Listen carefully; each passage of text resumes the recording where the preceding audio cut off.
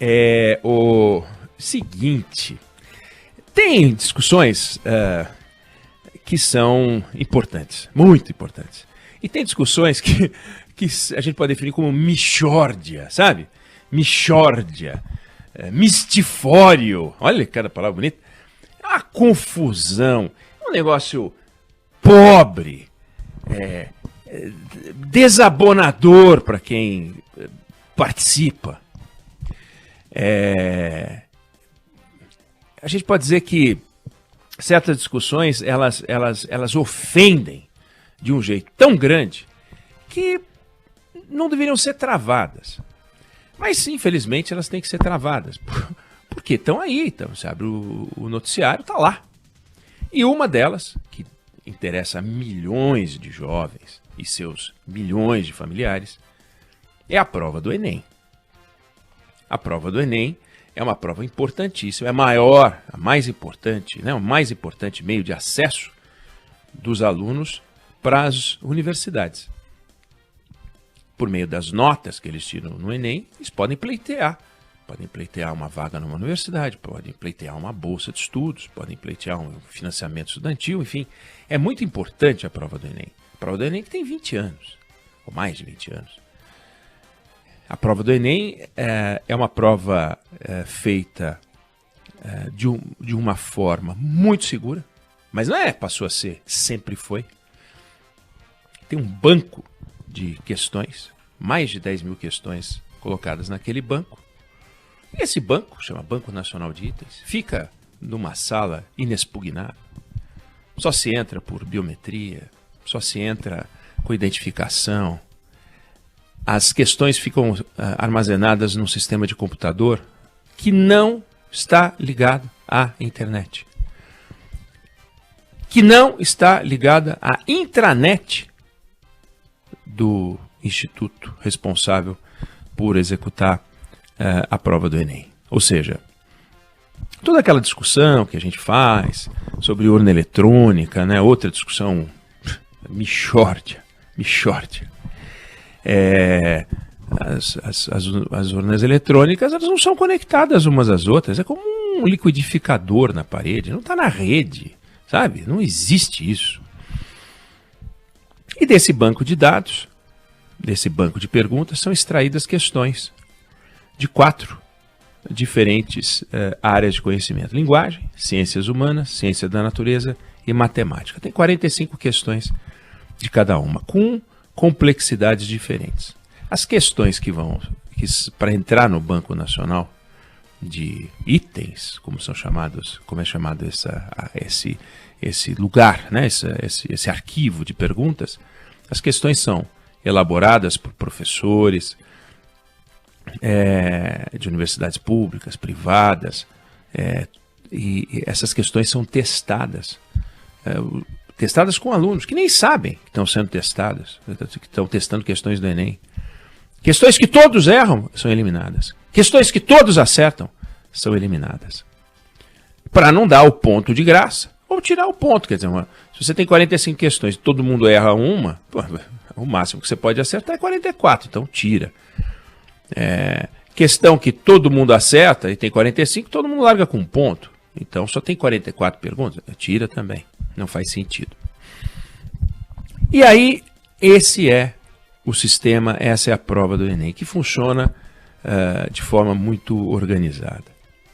E aí começou uma discussão, já na campanha de 2018, já vinha de um tempo antes, mas na campanha de 2018, o presidente Bolsonaro disse: olha, pode ter certeza, ficar tranquilo, não vai ter questão dessa forma no ano que vem. Se referia a uma questão que falava sobre sexualidade, ou questão de gênero, porque nós vamos tomar conhecimento das provas antes. Não vai ter isso daí, disse o presidente. E ficou aquilo, né? Ele falou tanta coisa na campanha, essa daí ficou meio solta, meio largada. E agora, pós-pandemia, estoura uma discussão enorme sobre a prova do Enem, envolvendo o presidente da República, envolvendo o ministro da Educação, e eu estou chamando pelo cargo, né?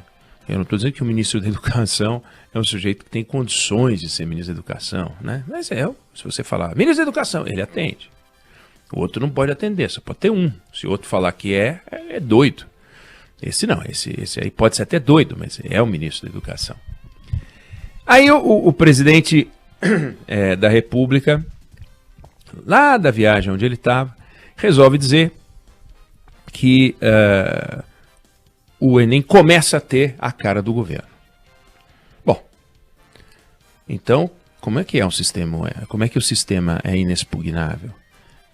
Se o presidente sabe que o Enem vai ter a cara do governo, eu não sei exatamente o que quer dizer a cara do governo, talvez questões ideológicas, talvez questões atrapalhadas, porque a cara do governo também é um governo atrapalhado, né? É um governo que não consegue aprovar reformas no Congresso, é um governo paralisado em muitas áreas. Então será que vai ser uma prova paralisada, né? Não dá para saber o que quer dizer a cara desse governo. É melhor que não tenha a cara desse governo, é melhor que tenha a cara das provas do Enem mesmo. Aí o ministro, achando que é rápido, esperto, ele foi falar no Congresso e disse, não, a cara do governo é porque é honestidade, competência, seriedade. A gente até brincou aqui, como é que é uma pergunta honesta, né? Como é que é uma pergunta honesta? Como é que é uma pergunta séria? Pergunta não faz o menor sentido. E começou essa discussão, deixando os alunos que vão fazer prova nesse final de semana e no final de semana que vem inseguros, poxa vida. Será que o que está acontecendo? Será que mexeram nas provas? Aí 37 funcionários do INEP pedem demissão porque dizem que houve pressão para eliminar perguntas. Mas eliminar perguntas que foram extraídas de um banco de dados e que serão depois complementadas por perguntas que são do banco de dados. Não é que o ministro da Educação falou, faz uma pergunta essa aqui. Não sei nem se ele é capaz de formular uma pergunta do Enem, talvez seja. Mas o ministro da Educação não viu a prova do Enem. O presidente da República não viu a prova do Enem. O presidente do INEP não viu a prova do Enem. E isso nunca viram. Todos os que viram as provas do Enem são obrigados a assinar um termo para assumir o compromisso com a confidencialidade, com o sigilo. E eu digo que essa discussão é uma mixórdia, porque o presidente da República já deu declarações sugerindo que poderia interferir no preço da gasolina, já deu declarações sugerindo que poderia interferir em taxa de juros, e agora dando declarações sugerindo que pode interferir nas provas do Enem. Ele não interferiu no preço do combustível, trocou o presidente da Petrobras, e a Petrobras continua com a sua política como era antes. Ele não interferiu na taxa de juros. O presidente do Banco Central, aliás, não é o presidente do Banco Central, mas ninguém ali, tem um grupo que é responsável por definir a taxa de juros, não passa pelo presidente da República, ele não é comunicado, ele fica sabendo como a gente fica sabendo. Mas fica esse papinho de que pode interferir, fica esse papinho de que pode interferir no Enem. Não interfere no Enem.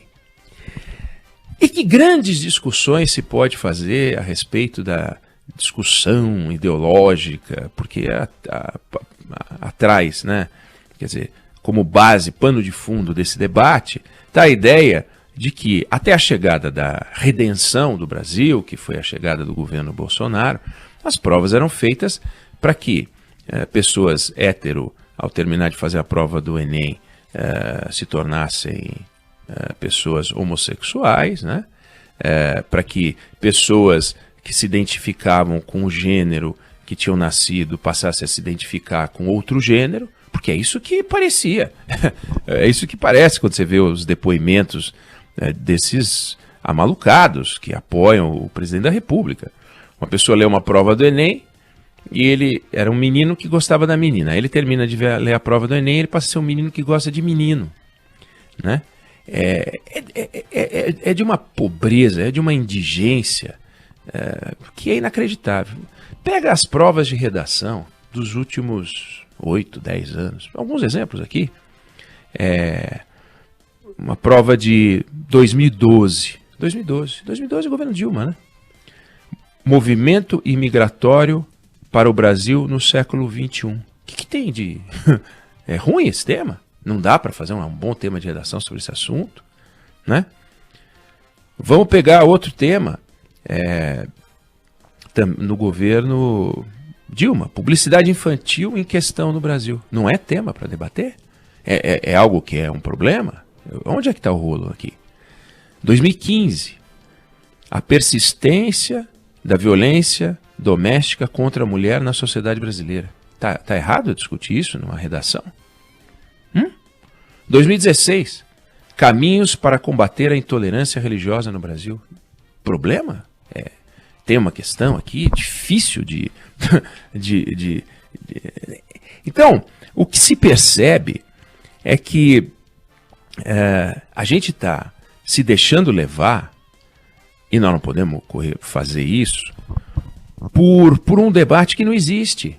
Esse debate simplesmente não existe. Claro, tem que investigar, claro, tem que entender o que está acontecendo. Mas o que está acontecendo é que tem um ministro incompetente, mais um ministro incompetente, que deu declarações absurdas, que a universidade deveria ser para poucos, que o deficiente em sala de aula atrapalha, que o adolescente, que muitas vezes opta por andar no caminho do homossexualismo, como ele falou, vem algumas vezes de famílias desajustadas. Como se houvesse uma ligação entre uma coisa e outra. Que a população transatuante na rede de ensino, olha como ele fala, não pode incentivar os alunos a andarem por esse caminho, como se houvesse professores trans do que no meio da aula de matemática interrompe. Agora, gente, vamos falar um pouquinho sobre este caminho, queria incentivá-los a andar por este caminho. Não faz o menor sentido. Nós temos que contar o tempo para ele ir embora, né? Porque esse Milton Ribeiro vai embora. Não vai ficar, né? Pode durar até o final do ano que vem. Se o presidente Bolsonaro for reeleito eventualmente, fica mais 4 anos, mas vai embora. Ele vai embora. Ele não vai ser lembrado como um ministro da Educação que ajudou o debate nacional.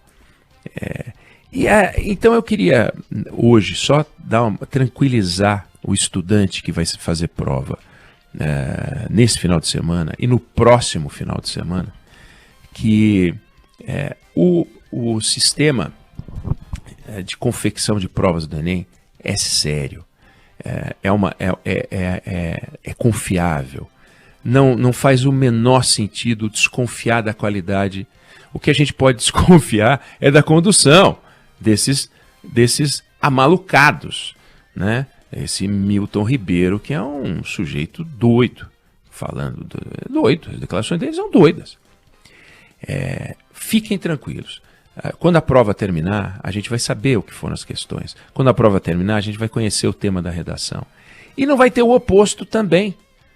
Porque também, do outro lado, entre os petistas, entre o bando da esquerda, tá todo mundo dizendo, agora vai ter, então não vai ter mais nenhuma pergunta porque este governo, não tem este governo, não tem outro governo. Fiquem absolutamente tranquilos, a gente vai poder ver isso ao final.